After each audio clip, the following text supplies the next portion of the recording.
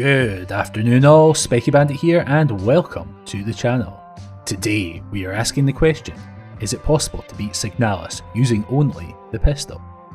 For those who haven't seen or heard of Signalis, I'm going to say one important thing before we get into this. If you enjoy classic survival horror, then go play this game. This video will cover a lot of the gameplay elements and features throughout, but I will be avoiding the vast majority of story specifics to avoid spoilers. Oh, don't say anything, no spoilers! As to the challenge itself, well, this could be a tough one. A lot of the game will be well suited to evading enemies and conserving ammo, and there is a lot of healing that we can take advantage of if we need it. That being said, there are at least a couple of places that could be seriously tough. There also is a very real inventory restriction that will affect us no matter how well we play, and this could make the challenge impossible. I'll discuss that more when it becomes relevant. Last up, before we get into this, the rules. The only weapon we are allowed to use is the pistol. We will be playing on the hardest difficulty, survival. We won't be using any offensive secondary items such as flares or stun batons. And with that, let's get to it. Excellent! The game opens with our protagonist waking from her sleeping pod.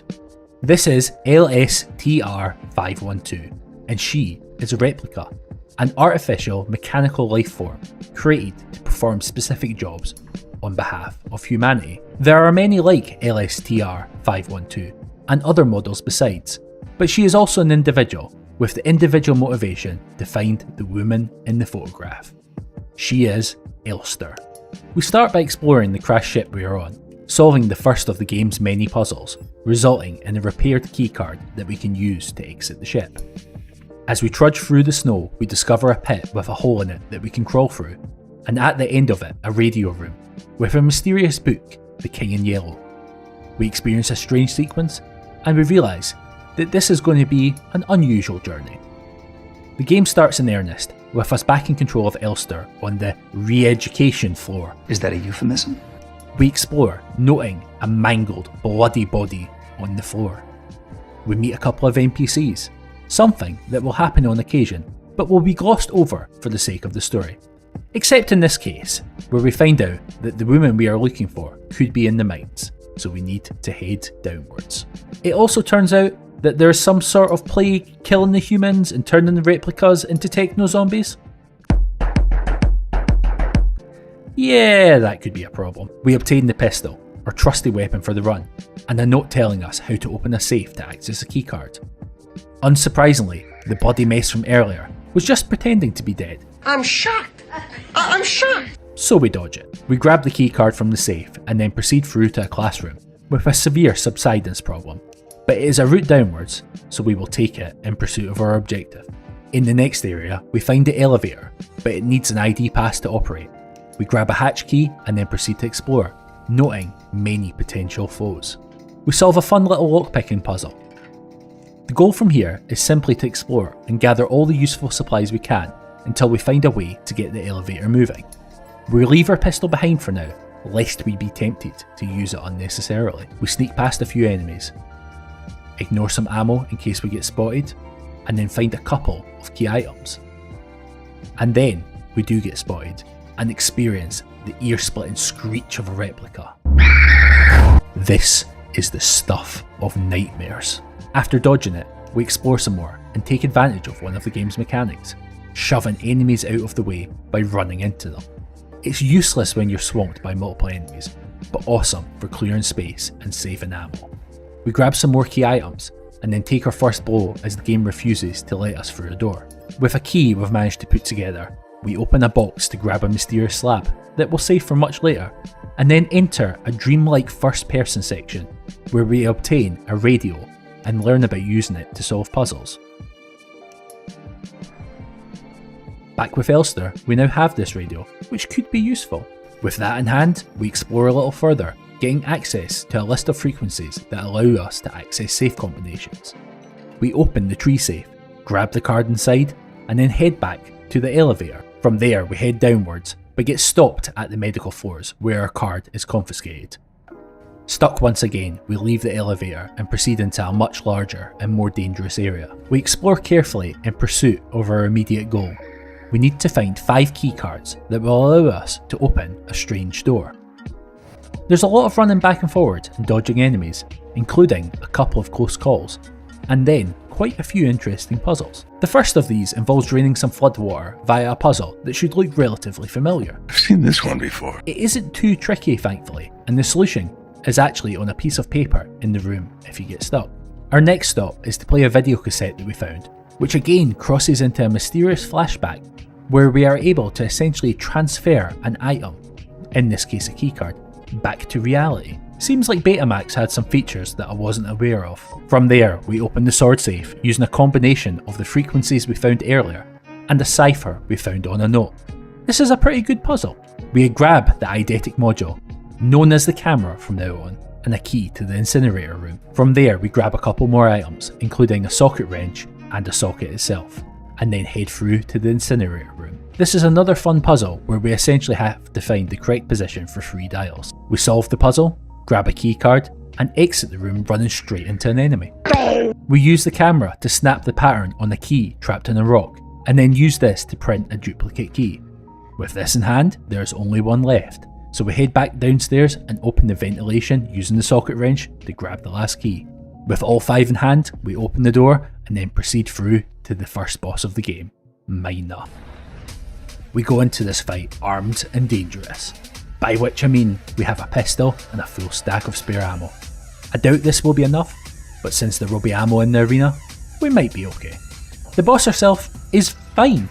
We just have to dodge our load and then wait until she starts vomiting blood before opening fire. Her minions are a pain though, or at the very least a bullet dump. The problem is that regular enemies in this game do not stay dead, so if we kill them, we will have to deal with them over and over again. Normally, you would use a flare on each of them to down them permanently, but since that's against the rules of this challenge, we're going to have to figure it out. Essentially, we either have to repeatedly down them, or keep on running and try to take shots with them chasing us. The former is a massive waste of ammo, but it is certainly a safer approach, while the latter makes landing shots on the boss insanely hard. We leap into the former and repeatedly down the enemies. The first couple of attempts are a disaster, with the minions getting up repeatedly and hounding me tirelessly. I waste ammo and take repeated blows. I try a number of times and hope for some better luck. If we do down the minions in line with the boss's vulnerability window, then at least we can do some damage and hopefully get the job done. It only takes about 15 shots on the boss, but a lot more do get spent on the minions. This specific attempt was incredibly clean too, with loads of ammo being left to spare and not too much healing used, simply due to good clean vulnerability phases and the minions seemingly staying down for a bit longer this time. After a bit of persistence, we somehow get the job done and proceed. Still, the fight was harder than I expected. The next section is a big old area spread across multiple floors and full of a load of enemies, a load of item collection, and a load of puzzles. Our ultimate goal is to get another access card that will allow us to ride the elevator down to the mines. Most of the enemies can be dodged relatively safely, but there's a lot of back and forward, resulting in us getting caught out a few times. Thankfully, a lot of the enemies have a seriously low perception score, so it is possible to walk right past some of them if you know the best routes to take. We do encounter one particularly notable new enemy, one that we have to defeat using our radio. These guys are bioresonant and appear to duplicate themselves while simultaneously distorting your vision. The idea is to keep tuning your radio to match their resonant frequency until you eventually take them out. There are also a few notable puzzles in the area. The first involves getting the power back on so we can ride the service elevator between floors.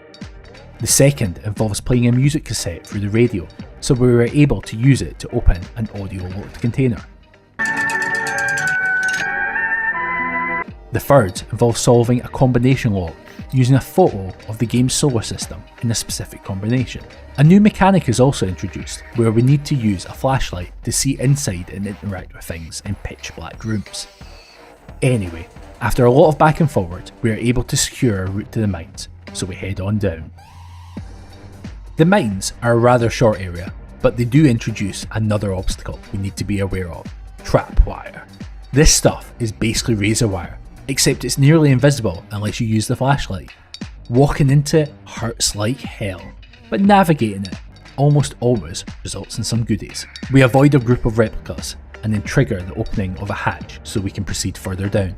In the process, we have to dodge another miner and our friends, taking a bump in the process, but we do make it out. And then we come face to face with a giant, seemingly bottomless hole. There isn't an obvious way down.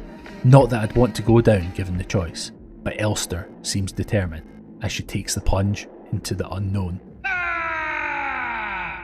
We awaken at the bottom of the pit, and believe it or not, this is where things start to get a little weird. So weird in fact, that I'm not even going to try and explain anything about what's going on anymore to prevent spoilers. We proceed into this area and it becomes immediately clear that the layout just doesn't work, with us entering rooms on the incorrect side relative to the previous room, and there being a complete lack of map. The ultimate goal of this area is to get through another mysterious sealed door, this time being locked by 6 plates. Thankfully, we picked up one of those plates a long time ago. We start by using our camera and radio to capture a set of door combinations that we will use throughout the area, and then we set about exploring to gather some items. There are a lot of enemies here, and I'm going to avoid them as much as possible, as they are seriously formidable. We have one particularly interesting interaction where we have to tune the radio to down a bioresonant enemy, while simultaneously being pursued by other enemies. It's not too bad, but it definitely resulted in me having to hold the control in some weird ways. Severe nerve damage in both hands. For now, we grab a load of items in pursuit of the aforementioned plates. Some rings, parts of a wooden doll, and some incense. We grab what we can for now, but hit a bit of a roadblock when we find that some areas just aren't open yet. As such, we have to fling ourselves into this pulsating flesh pit to face the game's next boss, the Chimera. This thing is a monstrosity, a many-limbed abomination, and it feels right at home in this setting. It's fast, persistent, and it hits you like a truck. Thankfully though, it's a straightforward fight. You can't actually defeat this boss, so don't even try. There's a secret timer in this fight, during which the character on the left hand side struggles to reload their rifle. Once loaded, they take a shot and finish the boss off for you. You can affect the timer by taking shots at the boss, but ultimately there's no point in wasting the ammo. We keep our distance and run in circles until eventually, after what feels like hours, but was actually only a few minutes, our friend takes a shot, defeating the boss, and knocking themselves out in the process. With the boss defeated, we get back to collecting and dodging. The first interesting room is a trapwire room, absolutely infested with enemies. I load up with healing items and simply make a break for it, taking a couple of knocks along the way. We grab a plate and then somehow make it back through the horde, without too much more bother. A second trapwire room, thankfully without enemies this time, results in another plate. We solve an interesting ring puzzle, in which we have to work out which ring goes on which finger, based upon some nearby text, and then get another plate as a reward. The incense we grabbed earlier results in another plate. Finally then, we grab the last plate from a pressure panel. Removing this plate would result in our exit being blocked, but thankfully the wooden doll has the exact same weight and allows us to escape. With all the plates in hand, we use a small bottle we found earlier to revive our rifle-toting friend. What can I say? I was feeling nice. He's just a good guy. And then we open the mysterious door, proceeding into an eerie space loaded with story and exposition. A space that we will skip right past up until the point where Elster tries to open a shuttle door with such ferocity that she manages to rip her arm completely off. Something tells me that wasn't supposed to happen.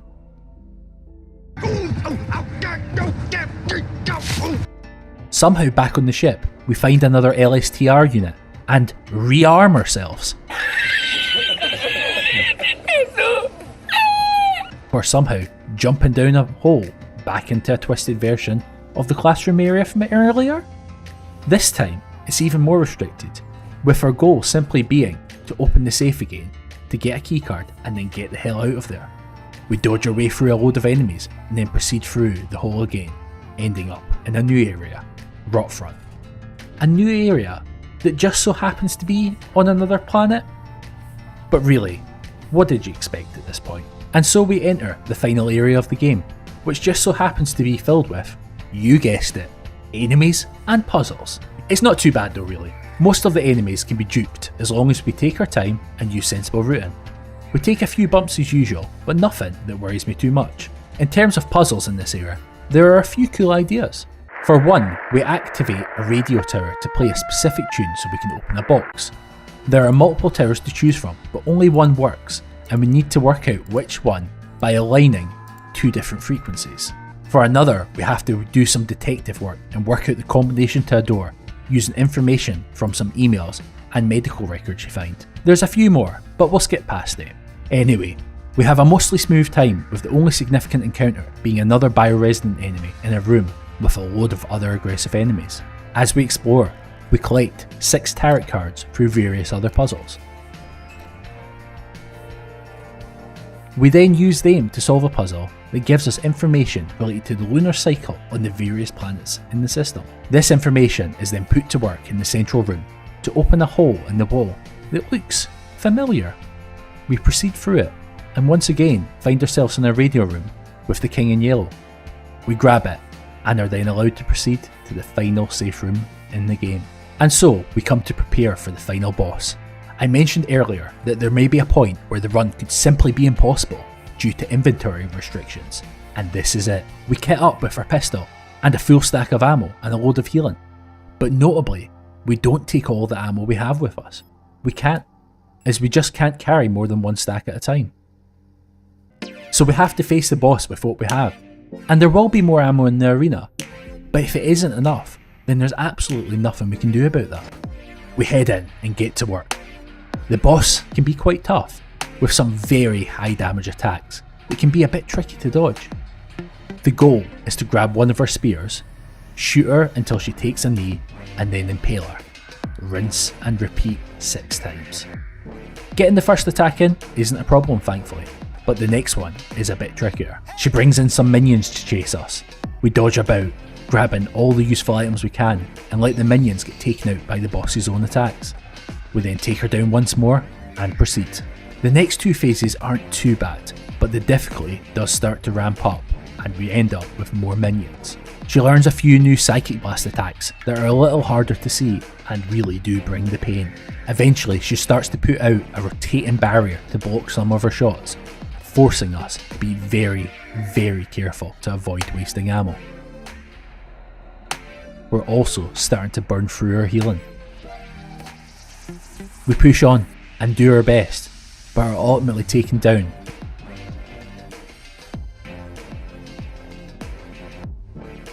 We try again and the second attempt is a lot smoother. We make it to the final phase where she goes into attack overdrive and gains a second layer of barrier. We have to pick our shots so carefully, and in doing so we suffer blow after blow. I check our remaining ammo and it's not looking good. We are almost dry. I push on though, only taking perfect shots while counting down the remaining rounds in my head. We make it to the final bullet. We try to line up a shot, but it's just too much of a risk. We dance around and around until we find our moment and take that shot. We take it and defeat the final boss, proving that it is somehow in fact possible to beat Signalis on survival difficulty using only the pistol. So yeah, that couldn't have been much closer. I knew inventory restrictions would be an issue, but I didn't expect it to go down to the wire like that. And truthfully, I did have a backup plan, being that the game has a secret ending that allows you to skip the final boss, if you found some ultra secret items earlier in the game. I did find them, in case this became a problem, but I'm not going to go into that anymore, since I don't have to for this run. Anyway, I hope you enjoyed that run. I did, as it was really nice to show off a game that deserves a little more attention from a wider audience. It wasn't the hardest run overall, but it was a serious photo finish. Next time, I'm going to be back with Resident Evil for another challenge run. In the meantime, if you need an intense challenge fix, why don't you check out the video linked on screen? Anyway, thank you very much for watching. I hope you enjoyed it, and I will see you on the next one. Goodbye.